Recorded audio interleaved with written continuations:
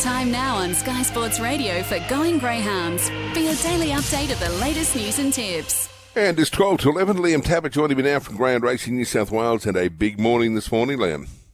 Oh, it certainly is, Cozzy. We've had some breaking news, and we love a bit of breaking news right across the industry. The Pindari Express, the back-to-back champion of the Cyril Rowe Bull Gold Cup. Tracey Scruse, the owner and trainer, called time on the career.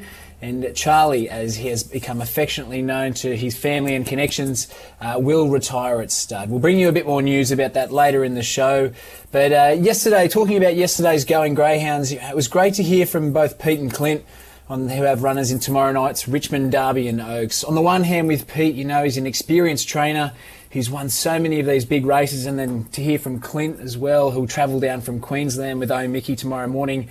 You know just how proud he was of the line of greyhounds that he's put together, him and Troy Donaldson there. So to see them both in action tomorrow night, it will be great. So we thank them for coming on Going Greyhounds yesterday. We also mentioned yesterday that we'd be looking to get a man on the show before tomorrow night's heats who's looking to continue a nice little run he's on right now, and that's Jason Magri. We will be joined by Jason today before, as I said, we'll bring you that news about Pindari Express. But first, he's been kind enough to join us this morning. Jason, how are you doing today? Yeah, good, Liam. How's yourself? Yeah, I'm not too bad, mate. Not too bad. It's been a big few months for you, really. Big few weeks, big few months. You had a few nights there at Wendy where you trained 4 winners. You know, you had a trifecta in one race. You claimed the Group 1 Paws of Thunder, contested the Group 1 Temlee. Mate, it's a nice little run, isn't it? Yeah, it is. Everything's going nice, and it's a good run, so it makes you get out of bed a lot easier, I know that. I bet it does. That Temlee run, it was a pretty red-hot race throughout, wasn't it? You just had to look at the talent that was on show. A Group 1 race, mate, to come second in that company, you must have been happy. Yeah, I was. It was a very handy field, like all group performers, and the dog handled himself good off the inside. He just missed the kick, and he got a good run through, and he done what he had to do. The winner's absolutely flying, so he's probably the best dog in the country at the moment, the way he's going. So his run was good to run second behind him. Mate, staying on King Kratos, his best over this trip at Richmond is 30 and 57, and that was about 6 months ago. Given his form right now, would you be expecting him to go even faster tomorrow night?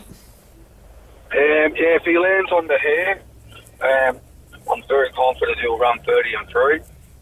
But he's got to get straight on the hair and do it.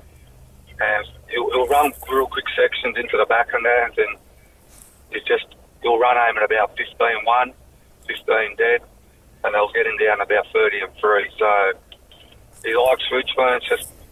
It's just in the lap of the guys who have to get to the breaks in the race time. There's a good bit of talent around in that race too. Waging War, Rampant Jimmy, My Bros Ethics. It's not going to be an easy run for him. No, it's not.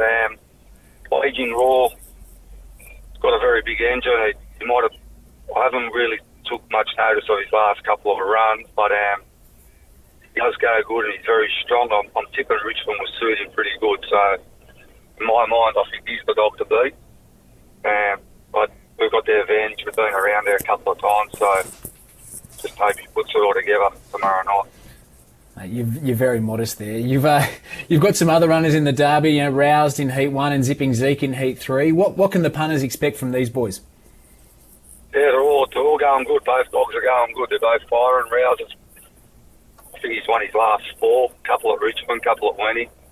He's got a nice draw, and the closer to the fence for him, the better.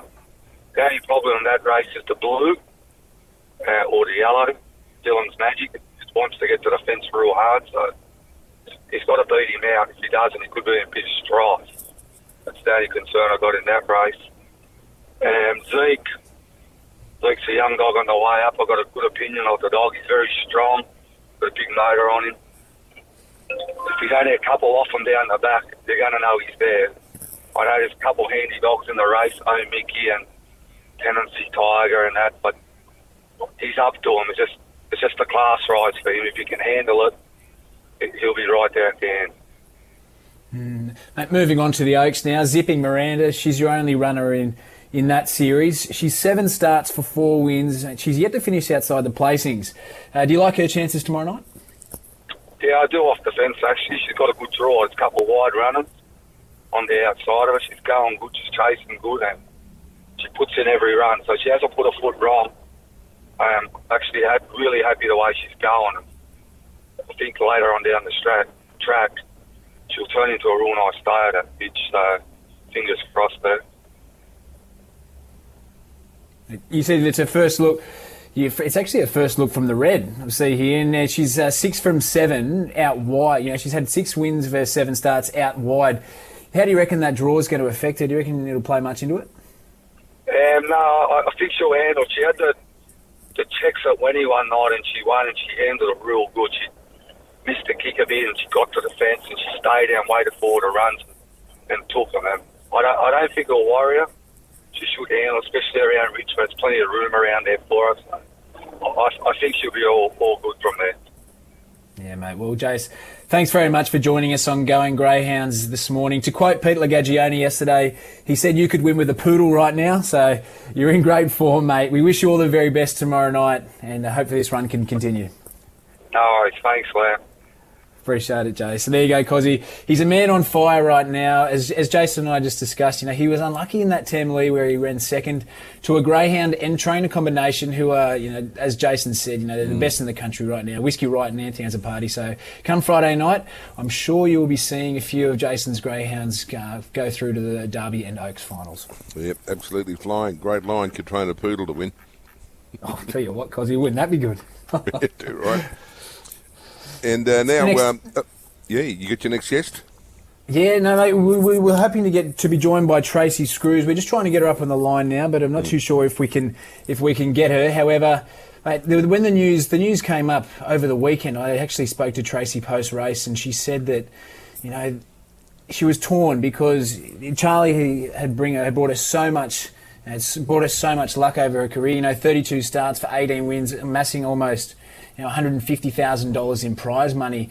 And she didn't know whether to make the decision. But speaking to her father, she said that he said the time was right. Strike while the iron's hot, I think, is the saying.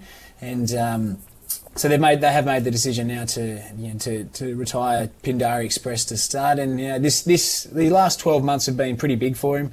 You know, back-to-back Bulleye Gold Cups. He was a Tab $1 Million Chase finalist. He actually won a race down there at Sandown Park in pretty good company. So I think, you know, as they say, strike while the iron's hot, make the most of the opportunity you had. So who knows? He should be a success at stud. And the thing is, you can race on, like with any animal, whether a greyhound, harness or gallop or whatever. And sometimes if they don't keep performing, your value decreases a bit, doesn't it? Well, that was the thing. And I think, you know, a lot of these trainers, like Seneke, for example, a few weeks ago, he was top of his game, the Group 1 winner, you know, and it's, you know, a few runs short, and it can change the whole landscape for at the breeding barn. So it's going to be really interesting because he's a big lump of a thing, old Charlie. And, you know, it was interesting talking to Tracy earlier this morning. She said that she was looking at going to the Maitland Cup, but she said it was about 20 metres too short. And, you know, they talk about football being a game of inches, but, you know, 20 metres is a big distance in greyhound racing. And, you know, we only had to look at the Bulleye Gold Cup win on Saturday night, and, you know, that final burst that Pindari had to get past Turbo Thomas, that came in those last, you know, 40 odd metres. And, you know, hey, Tracy's there. She's here. She's on the line. We're joined by you, Tracy. How are you going this morning? Yeah, I'm good, thanks, Liam. How are you? Yeah, no, I'm very well, thank you. We were just telling the listeners of the decision that you've made to retire Pindari to stud. Can you walk us through the decision? Yeah, look, it wasn't an easy decision. Like, you know, there was Richmond and Maitland Cups coming up, the Derby and the Cup and everything, but especially after he won Saturday night, like he started his career at Bulleye, and we just thought it was a fitting way to go out winning back-to-back cups and on a high note, you know, being the first dog to go back-to-back and create history. So, yeah. Oh, that's great. I spoke to you post-race and you said, you know, how proud Charlie makes you. You know, what does he mean to you, Tracy? Well, he's more than just a dog to me. Like, I don't have children, so he's like my son. So all my dogs are like my family. So, and yeah, we're just close to all our dogs, you know. Like, so he's part of the family. Is there a moment that sticks out over his career for you? Oh, no, I mean, everything he's done has just been... He's just taken us on a journey that you could only dream of going on, you know. I think the $1 Million Chase, that was an experience and a half, you know, like just a thrill just to make the race, you know. And just the weeks that eventuated and leading into the race and on the night, the crowd that was there and, you know, yeah, it was just unbelievable. It was a night to remember indeed. Now, and finally, Tracy, we won't take up too much of your time this morning, and I know it's early days, the news has only just broke over the past 48 hours or so, but do you have any details for our listeners on how they can get involved with the breeding? Yeah, look, everything's going to be released on the Greyhound Recorder tomorrow. There'll be a web page up and everything, and the price and contact details and everything. So, yeah, as from tomorrow, everything will be out there.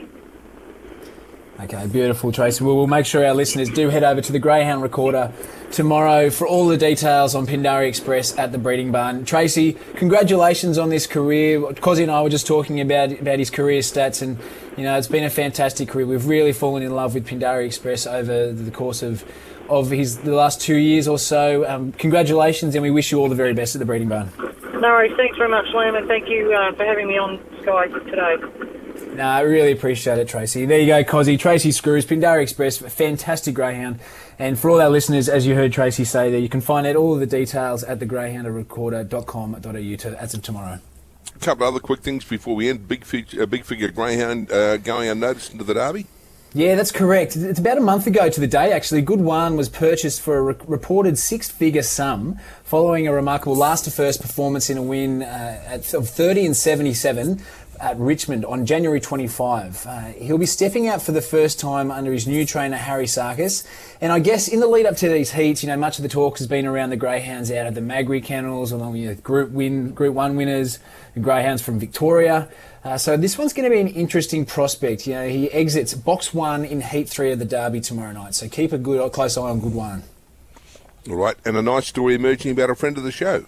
Yeah, this one came out yesterday. It's a great story out of Victoria. A good friend of ours here on Going Greyhounds, leading Victorian greyhound racing caller, and I guess you can call him all-round good bloke, James Vandermart. On Saturday night, he'll be firmly focused on the Australian Cup final down there at the Meadows. However, following this, his attention will swing firmly around to the Temora Cup, where he and his wife will travel up for the Silverman, a red-hot contender for the Cup. James told thedogs.com.au exclusively yesterday that he and his wife Chloe are happy with his form right now, and they're really excited to be a part of this Riverina Cup. You know, it's a cracking yarn written by Mick Cowley on thedogs.com.au, so if you'd like to have a read of it, head over there to thedogs.com.au. He's one of the great identities of our sport, so it's fantastic, absolutely fantastic. Great, and a couple of winners today, Liam? I'm going to try my best, Cozzy. At Goulburn today, we have Kenya Star out of box 8 in race 3. Hasn't had much luck of late, but does have the pace to take this one out. At Maitland this afternoon, we have Aston Lee in race 5, who's also out of the pink.